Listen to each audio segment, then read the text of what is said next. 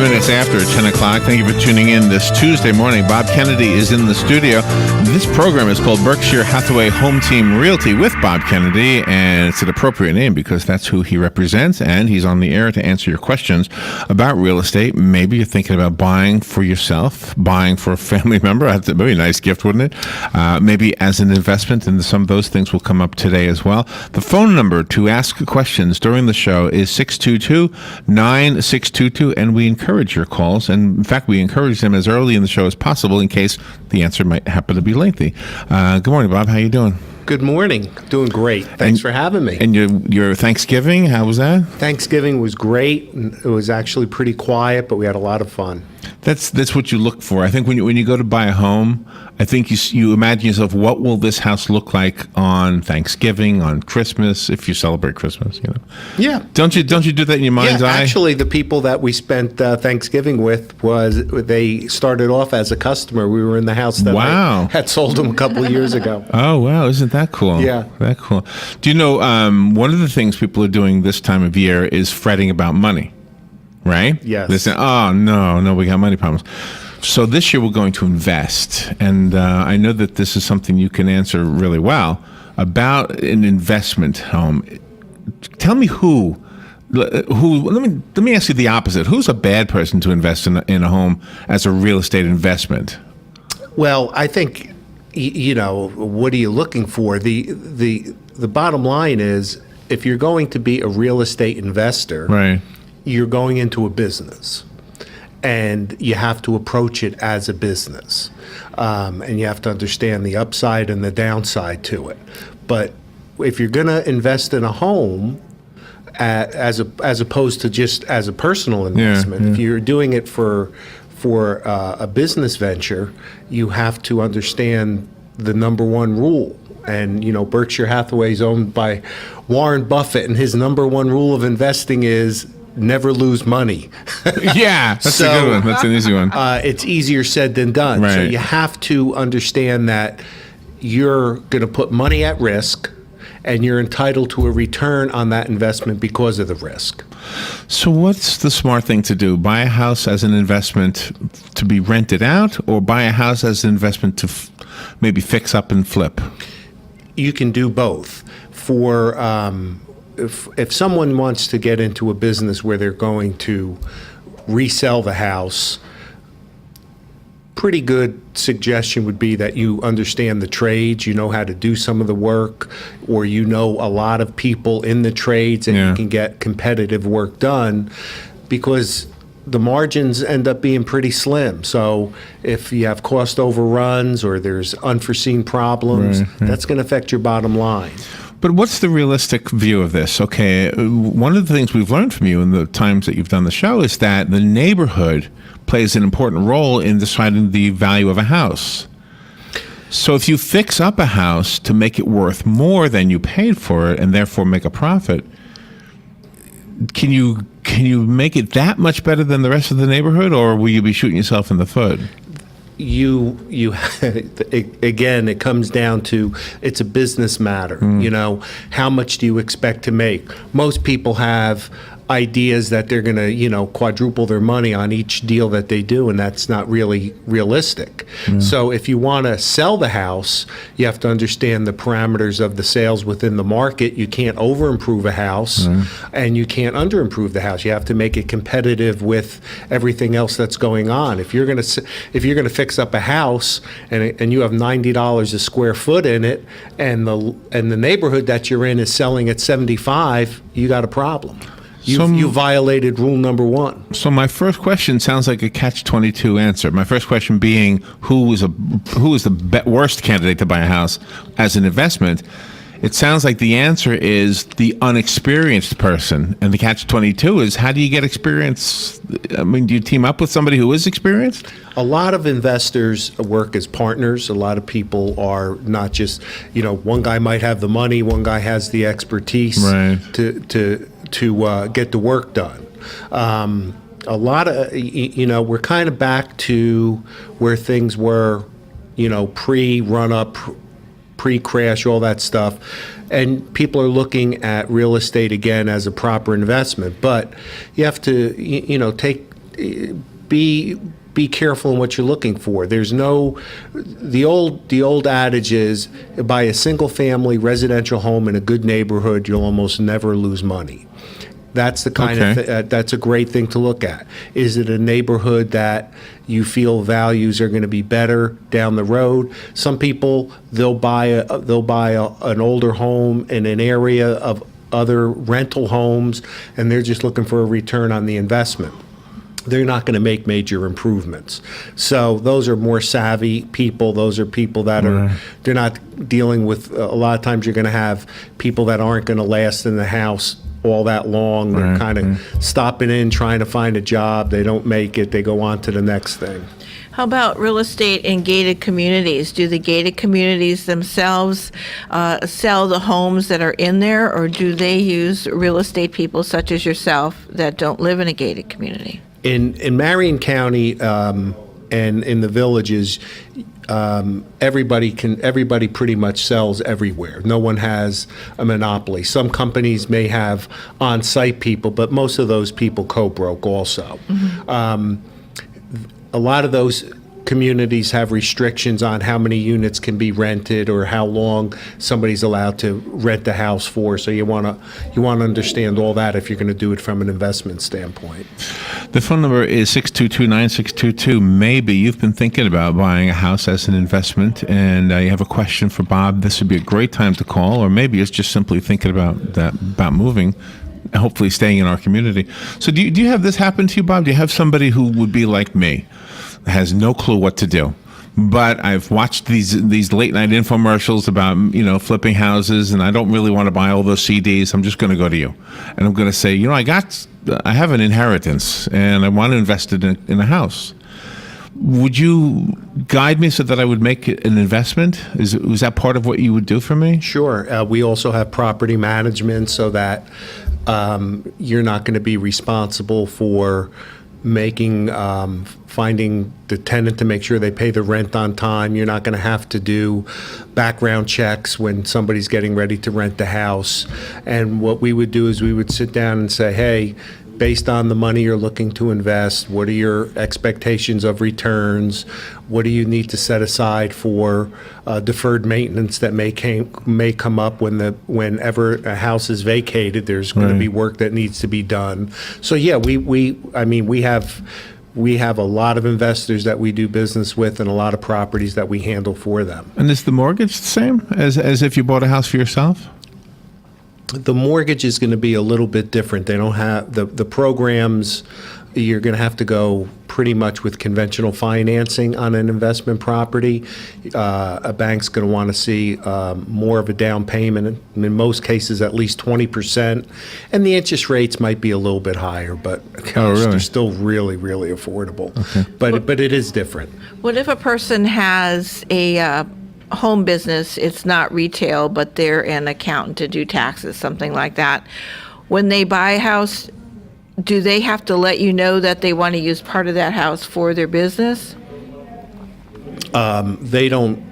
They should, because they want to make sure they don't get into a place where you're not allowed to do that. Oh, okay. There's some places have restrictions on home-based businesses. Mm-hmm. Do you know what's interesting? Before we get to the break, we've got less than a minute before the break, and if you want to call in, please do not worry about interrupting us. We want that. The number is 622-9622. But Rob and I have been doing this show for 12 years. So with that 15-year mortgage you were just telling me about, let's say I had bought a house 3 years, at the beginning of this job, let's say, I would be almost paid for it already. You don't think of 15 years as a snap of the fingers, but it really goes by quick. The 15-year is a great option because you're paying 15 years less interest. Let's find out more about that, because I've heard so many good things about the 15-year mortgage, and so we have a few questions of our own. And the listeners, if you have a question as well, the number is 622-9622. Bob Kennedy is your host. We'll be right back. The weather is brought to you by myfwc.com. Safe boating is no accident. For today, clouds and some sunshine with a brief shower or two around, the high between 75 and 79. Tonight, partly cloudy skies. There can be a shower along the coast during the evening hours, low 58 in a few inland spots, 66 along the coast. More sun than clouds tomorrow, but again, there can be a shower or two right at the coast, the high 76 to 80. And on Thursday, sunny to partly cloudy, high 76 to 80. From the Florida Weather Center, I'm meteorologist Joe Lundberg. Let's face it, nowadays it can be hard to find American-made products, and that's something that Cabinet Sales of North Florida is well aware of. That's why they're an authorized dealer of Wellborn Cabinetry, family-owned and American-made since 1961. Cabinet Sales of North Florida is your answer for complete turnkey kitchen remodels and whole house cabinetry. Their cabinets are finished with solvent-based enamels for a long-lasting finish that's second to none. Available in an incredible selection of door styles and colors to choose from to turn your dream kitchen into a reality. In-house design and drawing services are available. Come by and see our displays for yourself at the Floors of the Villages, 3935 County Road 216 in Oxford, or Exquisite Design Kitchen and Bath in Bellevue, right across the street from the Bellevue Library. So whether you're looking for bookcases, kitchen, bath, or outdoor kitchen, Cabinet Sales of North Florida is your one-stop source of quality cabinets. For a free estimate, call 352-427-2647. That's 352-427-2647. Cabinet Sales of North Florida. All right, let's return Berkshire Hathaway Home Team Realty with Bob Kennedy. Bob Kennedy is here. The number is 622-9622. All right, the 15-year mortgage. My first question is, do you have to set this up in the beginning, or can you have a 30-year mortgage and then just double pay?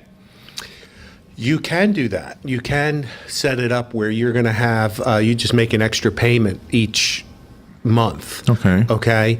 And you have to be disciplined to do that. Or you obviously banks are making 15-year loans.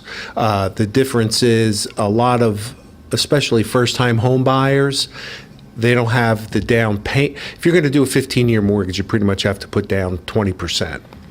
In most cases, sometimes 10. But the most first-time home buyers are going through an FHA program, a USDA program, some kind of a modified down payment where they're getting in with 3.5% down, 0% down, 5% down. Those are all 30-year programs.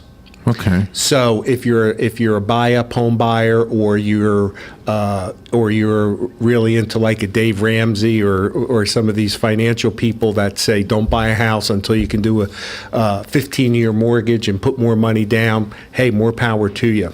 And you do have a phone call, Bob. Good morning. Thank you for calling and for hanging in there a little bit. You're on the air now with Bob Kennedy. Yeah, good morning, Bob. Good morning. If I would hire you to handle a rental for me and make sure that I have renters in there and they're checked out and everything else, would it be in the contract that I signed with you that in case for some reason we can't, let's say somebody has to leave and you cannot find a new renter, would I be guaranteed still a monthly rental fee? Would you be charged a rental fee without a tenant? What I would be rewarded with one without having anybody live there. I don't think so. Okay, in other words, you're not guaranteeing me. No, we're not signing the lease. We're managing the property. Okay, but you're not guaranteeing renters. No. No. Why? Is that what you want? Yeah. I would too. I'm letting you do all the renting for me, and I live out of town and everything else, and let's say one of the renters for some reason has to leave or whatever and breaks the contract and the place is vacant, you're not involved in finding new renters and everything like that. We absolutely do find the new renters, but you only, we don't guarantee the payment. We only can find you the tenant. Okay, so if the place is vacant, I'm responsible for the loss of money then? Absolutely. Okay, that's all I needed to know. Thank you. Okay, take care. Gosh, if you somehow could guarantee that, you'd have everybody knocking on your door. Yeah, man. Wow, that'd be a great gig, wouldn't it? Wow. But I think what he was asking, well, I know what he was asking, and I think that we understood it eventually. But I thought what he was asking was, do you help find a tenant once the place is vacant? Yeah, we'll always do that. But, you can only, like we talked about, it's a business. Yeah. If, you're going to lose very few tenants if you do your screening properly. How do you calculate rent? When do you base the rent on the mortgage you're paying? you base the rent on fair market value based on other rentals in the area. Okay. So one of the things that you would look at as in an investment property is, hey, if I put this much money into a property and my carrying costs are X, what's my reasonable rate of return based on Y rental coming in? Right. So you always want to have enough money there that makes it worthwhile. It makes it less. Why not make a decent return? Otherwise, why put that money at risk? You could put into a CD. Right. Do you also sell whole apartment buildings? We do some of that. We don't do a lot of it, just because most of our work is single family homes. I've done it more in the past than I do currently, but yeah, we can do that.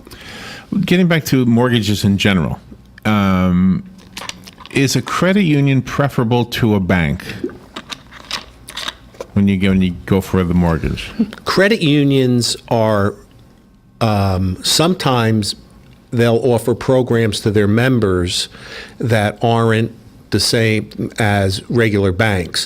One of the reasons they do a lot of what's called portfolio lending, where they're not selling their loans in the secondary market like most lenders do. So their guidelines can be a little bit different. Like they don't have, for instance, probably the most popular loan around here is the FHA loan, because you could get in with 3.5% down. Okay. But of course, you have to follow a lot of federal guidelines for that loan, regardless of who the lender is. But some credit unions can do a similar product, but they're not selling that. They're keeping it in-house, and that'll give you a little bit of leeway as the borrower. As a home, okay, going back to investment property, you're going to buy a house and you want to make money from it. Talk about this option, the rent-to-own option. You're the owner, and you eventually want to sell it, but you're going to sell it to somebody who's renting it first. Is that smart, or is that a risky idea? In my opinion, and anybody that I've ever talked to will tell you this is my opinion, rent-to-own is a bad setup For everybody. For everybody. Yeah, because if number one, the owner of the property is locked into that option, because basically what it is an option. So they're locked into that price. So if the housing market goes way up, then there's nothing that the seller can do. They're going to have to take that price. And the tenant, number one, they don't have to perform on that, and there may be a situation where they can't perform on that. Maybe their credit didn't get repaired enough to make that. There's a lot of moving parts in a rent-to-own situation, and I highly recommend people stay away from it.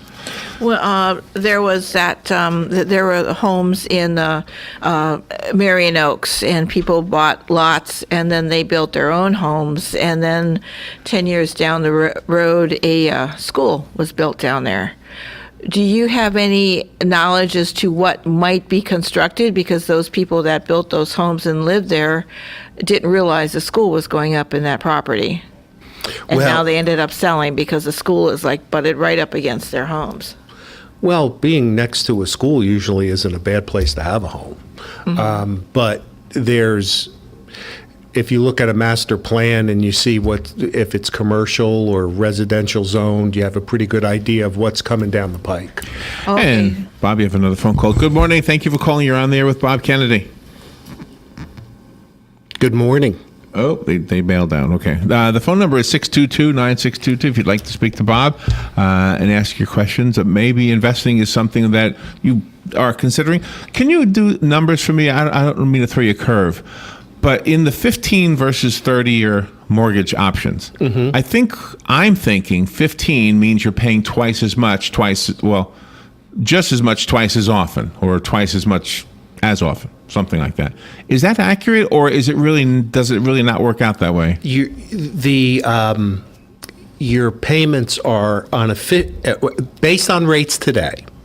The 15-year mortgage is much closer to a 30-year mortgage than you would think. Oh, really? Yes. So all you have to do is run a simple mortgage calculator and see the difference between the two. But it really makes a compelling case for a 15-year note. Is a 15-year mortgage the least amount of years that you can get, and is a 30-year mortgage the most amount of years you can get? I don't think they're doing anything over 30. They were during the boom, which was probably another signal that the world was coming to an end as we knew it in real estate. But they were doing, stay away from anything like an interest-only loan or the old negative amortization loans. I mean, those were scary. For a home buyer, for a homeowner, those things you don't want. Now, understand that a 30-year mortgage is still the gold standard of home ownership. Right. And for a lot of people, that will make more sense than a 15-year mortgage period for a lot of reasons. They may not be think they're going to be in the area that long. They may want to get the bigger tax deduction that goes with it. Yeah. But if you're based in the community and you don't think you're going to be leaving wherever it is that you live in the near future, and you can build that equity you can build the equity much, much faster. Run the numbers, and it's crazy when you look at them. I'm not trying to be an on-air psychic or anything like this, but there's got to be somebody out there right now that is renting, that is listening really intently. And I mean, wouldn't that be a great Christmas gift to tell your wife, hey, look, I've spoken to a realtor. I had them do all the background checks and everything necessary to make sure we qualify, and we do. Merry Christmas. We're going to start looking for houses, 1st of January or something like that. Typically, when you hear stories about people who bought a house, you do hear these amazing stories. Guess what? I'm paying more for less for my mortgage than I was for my rent. You hear a lot of stories like that. You do. And based on the rents today, if you look even in Marion County, the rental rates are as high as they possibly could be right now because there's a shortage of inventory. And a lot of people that have been on the sidelines, they just didn't want to buy. Some of them can't buy. Some of them, had lost their homes or whatever. But a lot of people have been sitting on the sidelines saying, should I, shouldn't I, should I, shouldn't I? It's still a great investment to own a home. Absolutely. I mean, for average people like us, it's still going to be one of the best money makers you'll have in your lifetime. So if that's you, we're almost out of time, Robin, but if that's you listening and you really are thinking about buying a house, get in touch with Bob. Sit down with him and figure out how you're going to make this happen, and then tell your wife, guess what we're going to do? What do we do? Call you? Or yeah, call me. But you know what? It's probably better if you come together. I was just trying to give somebody a way to surprise somebody. No? It's a wonderful gift, but we don't want violence in the office. There you go. Well, you're not going to pick out the house. You're just going to do the what do you call the preliminary? The credit check. Yeah, I guess the pre-qual. Yeah, the pre-qual. Oh, thank you. So what's your number, Bob? The office number is 622-9700. And you have a wonderful website. Tell us what that is. Berkshire Hathaway HomeTeam.com. BHHS HomeTeam.com. Okay. And actually, Robin makes it easy by putting it on our guest list. So if you go to today's date, you'll see Bob's name and Berkshire Hathaway's name. And also, you can always call us. We'll be glad to tell you. Plus, you have a Facebook page.